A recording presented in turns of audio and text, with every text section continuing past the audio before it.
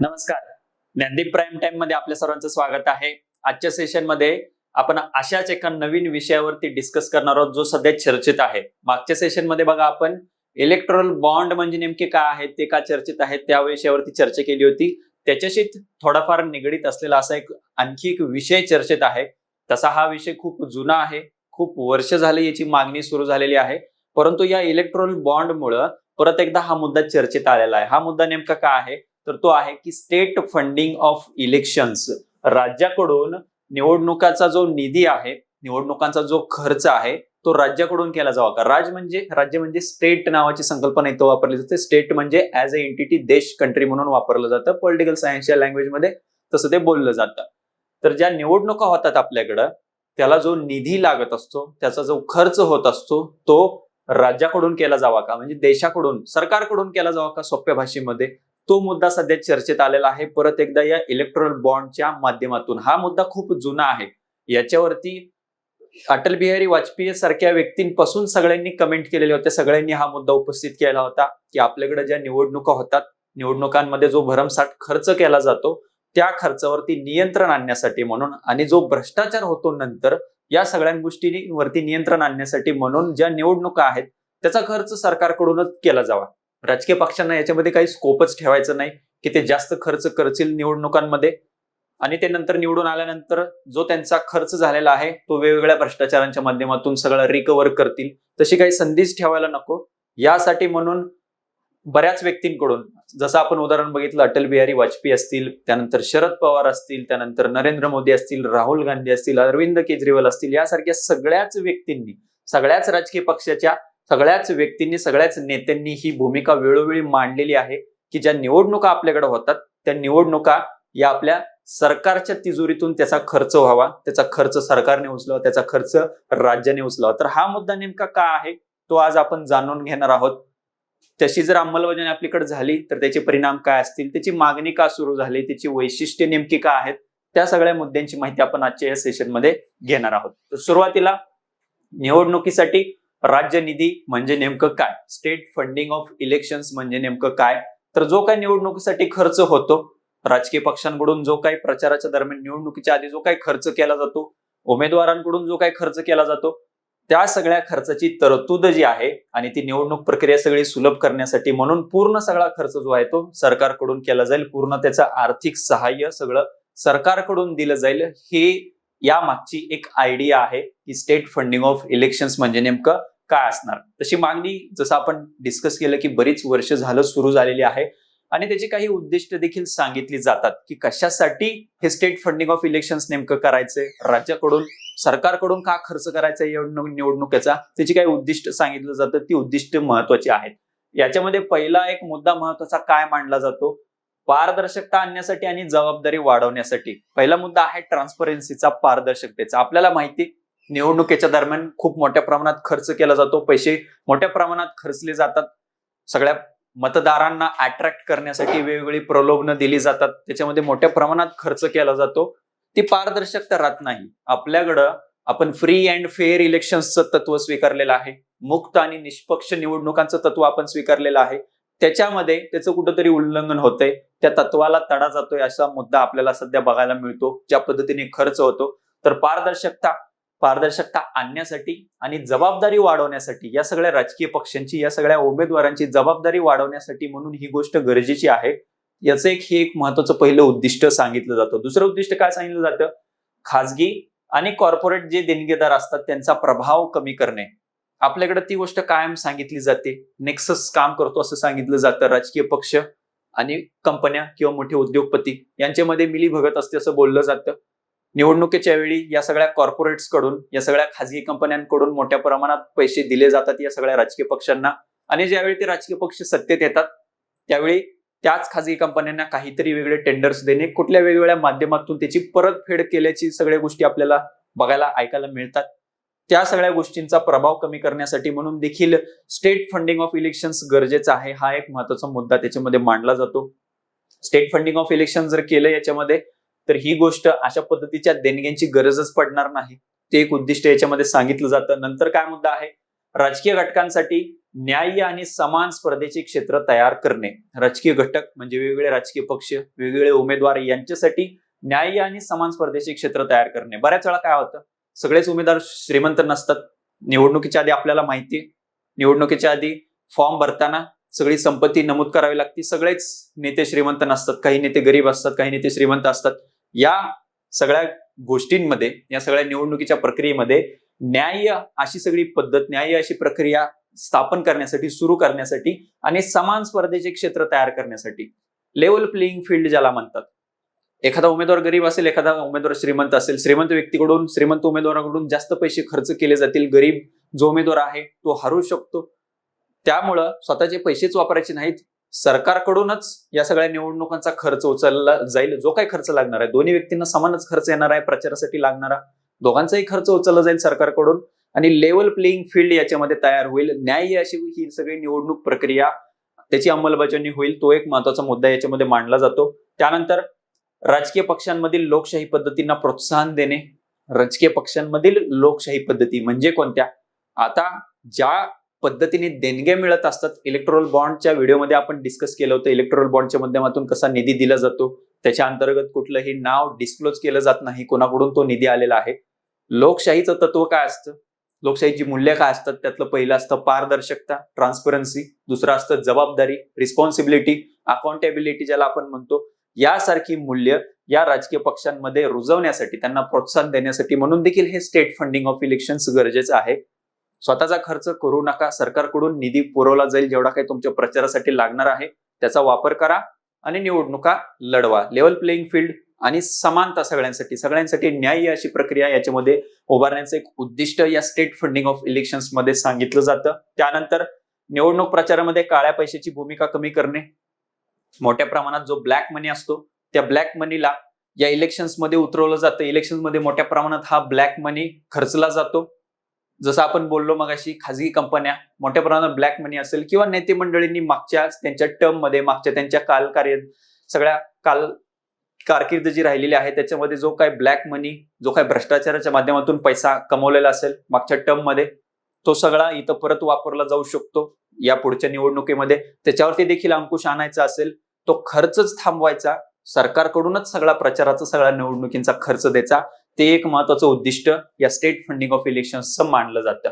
उदाहरणं काय आहेत? आता ही काय भारतातलीच फक्त संकल्पना नाहीये, याच्या अगोदर आंतरराष्ट्रीय पातळीवरती वेगवेगळ्या देशांमध्ये ऑलरेडी अशा पद्धतीची अंमलबजावणी सुरू देखील झालेली आहे. वेगवेगळ्या देशांची उदाहरणं आपण बघूया. नॉर्वेमध्ये काय पद्धत आहे? नॉर्वेमध्ये अशा पद्धतीची राज्य निधी प्रणाली, तिथं स्टेट फंडिंग ऑफ इलेक्शन्स अशी एक सिस्टीम राबवली जाते, ज्याच्यामध्ये काय केलं जातं, एकूण जो काही निवडणूक खर्च येणार असेल, ते एकूण निवडणूक खर्चाच्या 74% एवढा खर्च सरकारद्वारे केला जातो आणि मागील निवडणुकीतली जी कामगिरी राहिलेली आहे त्याच्या आधारे पक्षांना निधी मिळतो. मागच्या निवडणुकीमध्ये कोणत्याही विशिष्ट राजकीय पक्षाने जी काही कामगिरी केली असेल, कामगिरी म्हणजे काय, जेवढे काही मतं मिळाले असतील, जेवढे काही सीट्स, जेवढ्या काही जागा जिंकलेल्या असतील, त्याच्या आधारावरती सरकारकडून त्या राजकीय पक्षांना निधी दिला जातो त्यांच्या कामगिरीच्या आधारे. म्हणजे काय, हौशे गौशे 900 पक्ष कुणीही स्थापन करतील आणि राज्याचा निधी घेतील, तशी सिस्टीम नाही. मागच्या निवडणुकीमध्ये काही कामगिरी केलेली असेल चांगली, तर त्याच्या आधारावरती, त्याच्या प्रमाणामध्ये तो निधी तिथं दिला जातो. नॉर्वेमधलं एक्झाम्पल आहे. आणखी बऱ्याच देशांमध्ये या पद्धतीचा वापर केला जातो, या पद्धतीचा अवलंब केला जातो. जर्मनीमध्ये देखील राजकीय पक्षांना निवडणुकीतली जी कामगिरी राहिलेली आहे, निवडणुकीमध्ये ज्या प्रमाणात त्यांना मतं मिळालेली आहेत, ज्या प्रमाणात त्यांनी जागा जिंकलेल्या आहेत, त्याच्या प्रमाणामध्ये त्यांना सार्वजनिक निधी पुरवला जातो, सरकारकडून निधी पुरवला जातो. त्याच्या व्यतिरिक्त नागरिक देखील त्यांच्या स्वइच्छेने, त्यांच्या आवडीचा राजकीय पक्ष असेल, त्यांच्या आवडीचा उमेदवार असेल, त्याला निधी देऊ शकतात. त्या पद्धतीने जर्मनीमध्ये ते मॉडेल काम करतं. ठीक आहे. टक्केवारीचा जो प्राप्तिकर असतो, जो इन्कम टॅक्स असतो, त्याच्या टक्केवारीमध्ये नागरिक त्यांच्या आवडीच्या पक्षाला तिथं निधी देऊ शकतात, फंडिंग देऊ शकतात. जर्मनीमध्ये या पद्धतीने मॉडेल काम करतं. त्यासोबतच इतर काही देश, कॅनडा आहे, फ्रान्स आहे, ब्राझील आहे, यासारख्या देशांमध्ये देखील अशी पद्धत सध्या अस्तित्वात आहे. स्टेट फंडिंग ऑफ इलेक्शन्स काही वेगवेगळ्या प्रमाणामध्ये, वेगळ्या पद्धतीनुसार तिथं या गोष्टी अवलंबल्या जातात, परंतु तिथं ऑलरेडी एक्झाम्पल्स आपल्याला बघायला मिळतात आंतरराष्ट्रीय पातळीवरती. आपल्याकडं भारतामध्ये ज्यावेळी हा मुद्दा उपस्थित करण्यात आला, खूप जुना मुद्दा आहे, आता आपण का चर्चा करतोय, तर या इलेक्ट्रोल बॉन्डच्या माध्यमातून परत एकदा मुद्दा हा चर्चेत आलेला आहे.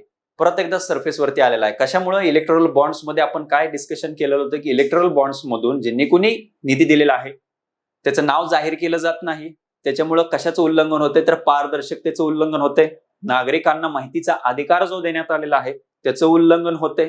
तर त्या पारदर्शकतेच्या अनुषंगाने राज्याकडूनच सगळा खर्च केला जावा हा मुद्दा परत एकदा या इलेक्टोरल बॉन्डच्या माध्यमातून परत एकदा सरफेसवरती आलेला आहे. आपल्याकडे काही समित्या नेमण्यात आल्या होत्या या मुद्द्याला घेऊन. जसं आपण बोललो की अटल बिहारी वाजपेयींपासून बऱ्याच नेतेमंडळांनी या मुद्द्याला हात घातलेला होता त्या वेळी की अशा पद्धतीने स्टेट फंडिंग व्हावं इलेक्शनचं. अशाच पद्धतीची एक समिती इंद्रजित गुप्ता समिती 1998 ला नेमण्यात आली होती. त्यांनी काही शिफारसी केल्या होत्या. त्यांनी काय सांगितलं होतं? न्याय्य राजकीय स्पर्धेसाठी आणि विशेषतः लहान पक्षांना फायदा होण्यासाठी राज्यनिधीचं समर्थन या समितीने केलेलं होतं.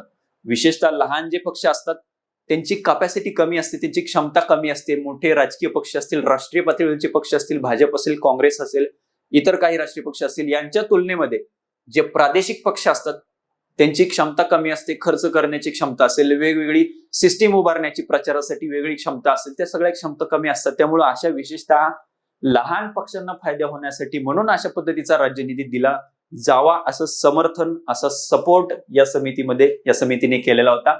आणि न्याय्य राजकीय स्पर्धेसाठी म्हणजे लहान जरी पक्ष असले, क्षमता जरी कमी असली तरी सरकारकडून त्यांचा खर्च उचलला जाईल. त्यामुळे न्याय्य अशी स्पर्धा, लेवल प्लेइंग फील्ड तिथे निर्माण होईल असं या इंद्रजित गुप्ता समितीने सांगितलेलं होतं. 1998 ची ती समिती आहे. त्यानंतर केवळ मान्यता प्राप्त राष्ट्रीय आणि राज्य पक्षांसाठी राज्यनिधीची शिफारस त्यांनी केलेली होती. सगळ्याच पक्षांना नाही. राज्य आणि राष्ट्रीय पक्ष मान्यता प्राप्त ते पाहिजेत. आपल्याकडं जे राजकीय पक्ष असतात सगळेच रजिस्टर्ड नसतात, सगळेच नोंदणीकृत नसतात आणि त्याच्यानुसार त्याच्यानंतर परत त्यांची कामगिरी किती राहिलेली आहे, त्यांनी मागच्या निवडणुकीमध्ये किती जागा जिंकलेल्या आहेत, किती टक्के त्यांना मत मिळालेलं आहे, त्याच्यानुसार राज्य पक्षाचा, स्टेट पार्टीचा दर्जा दिला जातो आणि राष्ट्रीय पक्षाचा दर्जा दिला जातो. राष्ट्रीय पक्ष किती आहे त्याच्या अनुषंगाने पण बऱ्याच वेळा चर्चा असते. तर त्या सगळ्या पक्षांसाठी फक्त राष्ट्रीय आणि राज्य पक्षांसाठीच अशा पद्धतीचा निधी देण्यात यावा, कुठल्याही पक्षासाठी दिला जाऊ नये अशी देखील शिफारस या समितीने केलेली होती. त्यानंतर पक्ष आणि उमेदवारांसाठी मोफत सुविधांच्या रूपात प्रस्तावित निधी, मोफत काही सुविधा दिल्या जाव्यात त्या स्वरूपात देखील एक निधी दिला जाऊ शकतो राज्याकडून, सरकारकडून. ती देखील शिफारस, एक महत्वाची शिफारस या इंद्रजित गुप्ता समितीकडून करण्यात आली होती. त्यानंतर कायदा आयोग, आपल्याकडे लॉ कमिशन स्थापन केलं जात असतं. वेळोवेळी असे जे काही प्रचलित विषय असतात, महत्वाचे विषय जे चर्चेत असतात त्याच्यावरती सरकारकडून या कायदा आयोगाचं मत मागवलं जात असतं. त्यांच्याकडून शिफारसी केल्या जात असतात वेगवेगळ्या. त्या बंधनकारक नसतात परंतु त्या महत्वाच्या मानल्या जातात कायदा आयोगाच्या शिफारसी. कायदा आयोगाचा अहवाल जो 1999 ला आला होता, त्यांनी देखील पक्षांना बाह्य निधीपासून परावृत्त करण्याच्या अटीवरती राज्यनिधीला इष्ट म्हणून समर्थन दिलं होतं. इष्ट म्हणजे ठीक आहे, योग्य आहे, चांगल्या पद्धतीची ही गोष्ट आहे असं म्हणून समर्थन दिलं होतं. बाह्य निधी जो बाहेरून निधी मिळतो वेगवेगळ्या प्रमाणामध्ये, जसं खाजगी कंपन्यांचं एक उदाहरण आपण बघितलं, कॉर्पोरेट फंडिंग ज्या पद्धतीने मिळतं त्याच्यापासून दूर करण्यासाठी, त्याच्यापासून परावृत्त करण्यासाठी म्हणून त्या अटीवरती स्टेट फंडिंग ऑफ इलेक्शन्सला त्यांनी चांगली गोष्ट म्हणून समर्थन दिलं होतं कायदा आयोगाने. 1999 चा अहवाल. त्यानंतर आपल्याकडे national commission to review the working of the constitution, एक आयोग, राष्ट्रीय आयोग स्थापन करण्यात आला होता. संविधानाचं कामकाज कशा पद्धतीने सुरू आहे त्याच्यासाठी म्हणून 2000 साली त्यांनी राज्यनिधीला मान्यता दिली नव्हती त्यांनी, परंतु राज्यनिधी विचारात घेण्यापूर्वी, अशा पद्धतीचं स्टेट फंडिंग ऑफ इलेक्शन सुरू करण्यापूर्वी राजकीय पक्षांसाठी काहीतरी स्ट्रॉंग रेग्युलेटरी फ्रेमवर्क पाहिजे हा मुद्दा त्यांनी अधोरेखित केला होता. अशी काहीतरी मजबूत नियामक फ्रेमवर्कची आवश्यकता त्यांनी अधोरेखित केली होती. काहीतरी स्ट्रॉंग रेग्युलेटरी फ्रेमवर्क्स पाहिजेत, काहीतरी रूल्स पाहिजेत. यासारखे स्टेट फंडिंग ऑफ इलेक्शन सारखे मुद्दे, यासारखे उपक्रम राबवण्याच्या अगोदर काहीतरी नियम पाहिजेत, काहीतरी तिथं सेट ऑफ रूल्स पाहिजे, काहीतरी फ्रेमवर्क पाहिजे. तो एक महत्वाचा मुद्दा यांनी अधोरेखित केला होता. ते नेमके नियम काय पद्धतीने असायला पाहिजे त्याच्यावरती चर्चा आपण करणार आहोतच. त्यानंतर second ARC, administrative reforms commission, प्रशासकीय सुधारणा आयोग दुसरा. त्या आयोगाकडून देखील निवडणूक खर्चाचा अवैध आणि अनावश्यक निधी जो आहे तो कमी करण्याच्या उद्देशाने काही पातळीवरती आंशिक, पार्शली अशा राज्यनिधीची जी आहे ती शिफारस केली होती. पार्शली अशा पद्धतीचा स्टेट फंडिंग केलं जाऊ शकतं. कशासाठी? अवैध आणि अनावश्यक निधी जो खर्च केला जात असतो अशा राजकीय पक्षांकडून, तो कमी करण्यासाठी म्हणून अशा पद्धतीची शिफारस या सेकंड ऍडमिनिस्ट्रेटिव्ह रिफॉर्म्स कमिशन कडून करण्यात आलेली होती. निवडणूक आयोगाचं काय म्हणणं आहे याच्याकडे? निवडणूक आयोगाने तर हातच टेकलेला आहे असं आपण म्हणू शकतो. राज्याकडून जे काही मर्यादा सांगितल्या जात असतात, आपल्याकडं लोकसभा निवडणुकीमध्ये एका उमेदवाराने किती खर्च केला पाहिजे त्याची मर्यादा सांगण्यात आलेली आहे. राज्य विधानसभेच्या निवडणुकांमध्ये किती खर्च करायला पाहिजे त्याची पण मर्यादा सांगण्यात आलेली आहे. त्याच्या पलीकडे जाऊन खर्च केला जातो ही काही वेगळी गोष्ट नाही, ही सगळ्यांनाच माहीत असलेली गोष्ट आहे. त्यामुळं अशा सगळ्या एक्स्ट्रा जो खर्च आहे, मर्यादा पलीकडचा जो खर्च केला जातो राजकीय पक्षांवरती, त्याच्यावरती निर्बंध घालण्यात असमर्थ आहे असं इलेक्शन कमिशनने ऑलरेडी सांगितलेलं होतं. त्यामुळे त्यांनी इनडायरेक्टली समर्थन केलं होतं असं आपण म्हणू शकतो की स्टेट फंडिंग ऑफ इलेक्शन्स केलं जावं. आपल्याकडे मर्यादा किती आहे? लोकसभा निवडणुकीच्या बाबतीमध्ये मोठे राज्य आणि छोटे राज्य असे 2 डिव्हिजन करण्यात आलेले आहेत. लोकसभा निवडणूक त्याच्या अंतर्गत उमेदवारांकडून किती खर्च केला जाऊ शकतो याच्या अंतर्गत 2 भाग करण्यात आलेले आहेत, मोठी राज्य आणि लहान राज्य. मोठ्या राज्यांच्या बाबतीत 95 लाखाची मर्यादा आहे, लहान राज्यांच्या बाबतीत 75 लाखाची मर्यादा आहे.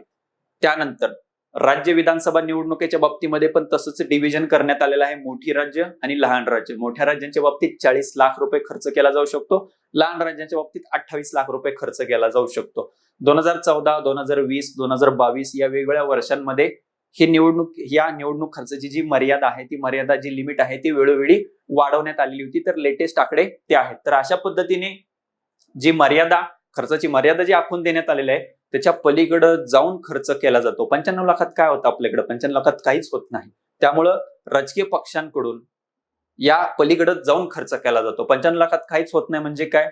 सवय लागली राजकीय पक्षांकडून मोठ्या प्रमाणात सगळा हा पैसा ओतला जात असतो. पार्ट्या असतील, बाकी काही गोष्टी असतील, मोठ्या प्रमाणात पैसे ओतले जात असतात. त्यामुळे 95 लाख कुठंच पुरणार नाहीत. जी आपल्याकडे सध्या परिस्थिती आहे, ज्या प्रमाणात पैसे वाटले जातात, 2,000 रुपये, 4,000 रुपये, निवडणुकीनुसार ग्रामपंचायतीमध्ये सुद्धा तो रेट असतो, आपल्याला बघायला मिळतो. त्यामुळे 95 लाखात काहीच होत नाही. या प्रमाणात पैसे जर वाटले जात असतील, 95 लाख रुपये खर्च होणं शक्यच नाही. त्यामुळे त्याच्या मर्यादेच्या पलीकडे जाऊन सगळा खर्च या राजकीय पक्षांकडून केला जातो. त्यामुळे निवडणूक आयोगाकडून सांगण्यात आले त्याच्यावरती निर्बंध घालण्यात आम्ही असमर्थ आहे. त्यामुळे राज्य निधी जो आहे सरकारकडूनच खर्च उचलला जावा त्याचं इनडायरेक्टली समर्थन इलेक्शन कमिशनकडून करण्यात आलं होतं असं देखील आपण म्हणू शकतो. सध्या काय पद्धती आहेत भारतामध्ये? आता ही झाली पुढची पद्धत ज्याच्यावरती चर्चा सुरू आहे, तिची अंमलबजावणी होईल का नाही ती पण माहित नाही आपल्याला. तो पुढचा सगळा विचार आहे, पुढची गोष्ट आहे. सध्याच्या पद्धती काय आहेत? सध्या कोणत्या मार्गाने, कोणत्या मेथड्सने हा सगळा निधी दिला जातो? वैयक्तिक व्यक्ती कोणतीही, आपल्याकडे लोकप्रतिनिधी कायदा आहे, रिप्रेझेंटेशन ऑफ पीपल्स ऍक्ट, त्याच्या कलम 29(ब) नुसार कोणत्याही राजकीय पक्षाला कायदेशीररित्या एखादी वैयक्तिक व्यक्ती देणगी, निधी देऊ शकते, फंडिंग देऊ शकते. ही पहिली पद्धत आहे आपल्याकडे. त्यानंतर दुसरी पद्धत काय आहे? अप्रत्यक्ष राज्यनिधी.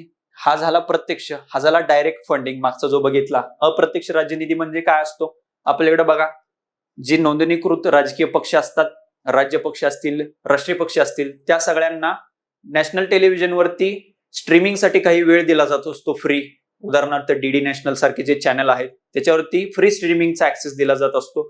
त्यासोबतच रॅली असेल किंवा प्रचार सभा असेल त्यासाठी जी सार्वजनिक मैदान असतात त्याचा पण ऍक्सेस दिला जात असतो. यासारखे अप्रत्यक्ष पद्धतीने राज्याचा निधी दिला जात असतो. त्या ठिकाणी फ्री मध्ये दिलं जाते म्हणजे सबसिडीज दिले, निधीच दिलाय त्यासाठी.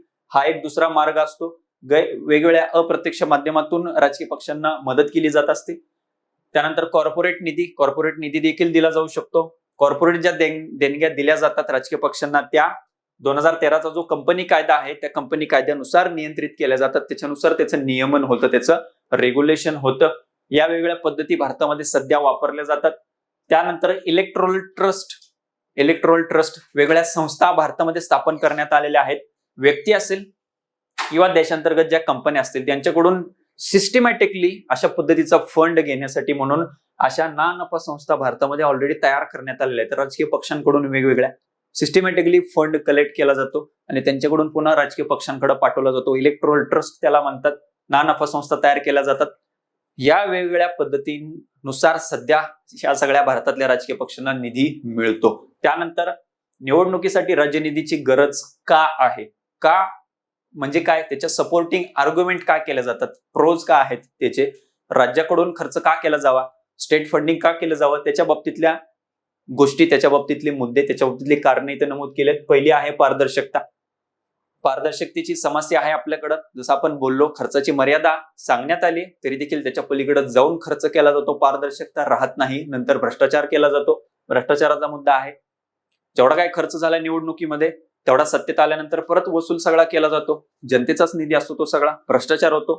क्रोनी कॅपिटलिझम, मगाशी जसं आपण बोललो, प्रायव्हेट कंपनीज आणि राजकीय पक्ष यांच्यामध्ये नेक्सस काम करतो, यांच्यामध्ये एक नेटवर्क असतं. निवडणुकीच्या आधी प्रायव्हेट कंपन्यांकडून, खाजगी कंपन्यांकडून निधी दिला जातो आणि तो पक्ष सत्तेत आल्यानंतर त्यांनी वेगवेगळ्या टेंडरच्या माध्यमातून त्यांना मदत करायची. या पद्धतीने नेक्सस काम करतो, क्रोनी कॅपिटलिझम म्हणतात त्याला. त्यानंतर निष्पक्षतेची समस्या, फ्री आणि फेअर इलेक्शन्स होतील याची काही गॅरंटी नाही. मगाशी जसं एक उदाहरण घेतलं आपण, एखादा उमेदवार गरीब आहे, एखादा उमेदवार श्रीमंत आहे, निष्पक्षता नाहीये तिथं, फेअर इलेक्शन नाहीये, ते लेवल प्लेइंग फील्ड नाहीये, समान स्पर्धा नाहीये, तो एक मुद्दा आहे. कायदे आणि मार्गदर्शक तत्वांचं उल्लंघन, आपल्याकडे कायदे आहेत, कायद्यानुसार आपल्याकडं लिमिट टाकण्यात आलेली आहे, किती खर्च केला जाऊ शकतो, त्याचं उल्लंघन केलं जातं. मार्गदर्शक तत्व जी जाहीर केली जातात इलेक्शन कमिशन कडून, निवडणूक आयोगाकडून, त्याचं पण उल्लंघन केलं जातं. या सगळ्या कारणांसाठी राज्याकडूनच सगळा खर्च केला जावा, सरकारकडूनच खर्च केला जावा, अशी आर्ग्युमेंट एक केली जाते या कारणांच्या आधारे. त्याच्यासमोर आव्हानं काय आहेत? जर आपण ठरवलं राज्याकडून, सरकारकडून सगळा खर्च पुरवायचा आहे, या निवडणुकींचा खर्च पूर्ण करायचा आहे, तर त्याच्यासमोर आव्हानं काय आहेत? पहिलं आव्हान आहे राजकोषीय आव्हान, फिस्कल चॅलेंज. एवढा सगळा निधी, एवढे सगळे राजकीय पक्ष आहेत, एवढे सगळे उमेदवार आहेत, एवढ्या सगळ्या सीट्स, जागा आपल्याकडे आहेत. लोकसभा वेगळी, राज्यसभा वेगळी, त्यानंतर विधानसभा वेगळी, विधान परिषद वेगळी, ग्रामपंचायत वेगळं, स्थानिक स्वराज्य संस्था वेगळ्या. एवढ्या मोठ्या प्रमाणात सरकारवरती किती निधीचं सगळं कमतरता जाणवायला सुरुवात होईल, किती मोठ्या प्रमाणात निधी उपलब्ध करून द्यावा लागेल सरकारला, ते एक पहिलं आव्हान आहे. त्यानंतर निधी वळवणे म्हणजे काय?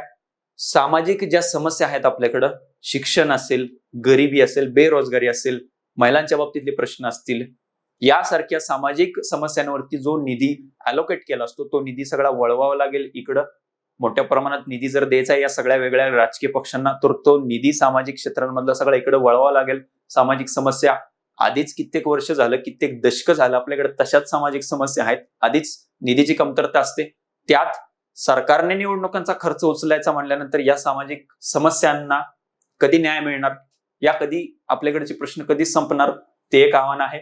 ऑपरेशनल चॅलेंज, ऑपरेशनल आव्हान, या सगळ्याची जबाबदारी घ्यायची कुणी? इलेक्शन कमिशन कडून हँडल होतील का या सगळ्या गोष्टी? ऑपरेशनल चॅलेंज आहे. राज्य निधीचा गैरवापर, आता राजकीय पक्षांना हा निधी द्यायचा कशाच्या आधारे, नेमका कुठल्या राजकीय पक्षाला किती प्रमाणात निधी द्यायचा हे कोण ठरवणार आणि त्याचं प्रमाण कसं ठरवणार, त्याच्यामध्ये पण अडचण आहे. आणि त्याचा वापर योग्य गोष्टीसाठी होतोय ह्याची पण काही शाश्वती नाही, ह्याची पण काही गॅरंटी नाही, ते एक आव्हान आहे. नियामक अडथळे, रेग्युलेशन्स, याचं नियमन कुणी करायचं? इलेक्शन कमिशन ऑफ इंडियाने तर ऑलरेडी सांगितलं त्याच्यावरती निर्बंध आम्ही घालू शकत नाही. याची जबाबदारी द्यायची कुणाकडं? जो राजकीय पक्ष सध्या सत्तेत आहे त्याच्याकडून याचा गैरवापर केला जाऊ शकतो, त्याच्याकडून वेगवेगळ्या प्रमाणात राजकीय पक्षांना निधी दिला जाऊ शकतो. स्वतःच्या राजकीय पक्षाला जास्त निधी, दुसऱ्या विरोधी पक्षाला कमी निधी. याचं नियमन नेमकं कुणी करायचं? त्याच्यासाठी काहीतरी रेग्युलेटरी फ्रेमवर्क लागेल, काहीतरी नियामक फ्रेमवर्क लागेल, त्यासाठी सेट ऑफ रूल्स लागतील, नियम लागतील त्यासाठी वेगळे. यासाठी विविध सूचना देण्यात आल्या होत्या. जशा समिती आयोग नेमण्यात आले होते तसे काही सूचना देखील देण्यात आल्या होत्या. त्यामध्ये TS कृष्णमूर्ती यांच्याकडून सांगण्यात आलं होतं की राष्ट्रीय निवडणूक निधी एक स्थापन करण्यात यावा आणि त्या निधीमधून, त्या फंडमधून या सगळ्या राजकीय पक्षांना निधी दिला जावा. दुसरा काय मुद्दा होता? वेंकटचलय समितीने काय सांगितलं होतं की पक्षाच्या खात्यांचे लेखापरीक्षण, खूप काटेकोरपणे लेखापरीक्षण केलं जावं. ऑडिट, जे काही निधी मिळत असतात पक्षांना, जे काही त्यांचे अकाउंट्स असतात, जे काही त्यांची खाती असतात, त्याचं काटेकोरपणे एकदम स्ट्रिक्टली त्याचं इन्स्पेक्शन, त्याचं ऑडिट होणं गरजेचं आहे, लेखापरीक्षण होणं गरजेचं आहे, अशी एक सूचना त्यांनी मांडली होती. तर ही गोष्ट शक्य होईल पुढे जाऊन. पारदर्शकता असणं, जबाबदारी असणं, अकाउंटेबिलिटी येणं, त्यासाठी ही गोष्ट महत्वाची आहे. खर्चाची मर्यादा, खर्चाची मर्यादा तर देण्यात आली आपल्याकडे ऑलरेडी, परंतु त्याच्यावरती काटेकोरपणे त्याची अंमलबजावणी होते का, ते स्ट्रिक्टली इन्स्पेक्शन होणं गरजेचं आहे. यासारख्या सगळ्या सूचना आपल्याकडे दिल्या जातात. जर अशा पद्धतीने स्टेट फंडिंग ऑफ इलेक्शन जर आपल्याकडे राबवायचं असेल तर यासारख्या सूचना आपल्याकडे ऑलरेडी देण्यात आलेल्या आहेत. तुमचं या गोष्टीवरती काय मत आहे आणि तसं का करणं गरजेचं आहे ते देखील तुम्ही मांडायचं आहे. त्याचे पॉझिटिव्ह गोष्टी, पॉझिटिव्ह साईड काय असतील, त्याची निगेटिव्ह साईड्स काय असतील, या सगळ्या गोष्टी, तुमचं ओपिनियन देखील तुम्ही मांडू शकता. तर आजच्या व्हिडिओमध्ये आपण इथेच थांबतोय. भेटूयात अशाच माहितीपूर्ण विषयासोबत पुढच्या व्हिडिओमध्ये. धन्यवाद.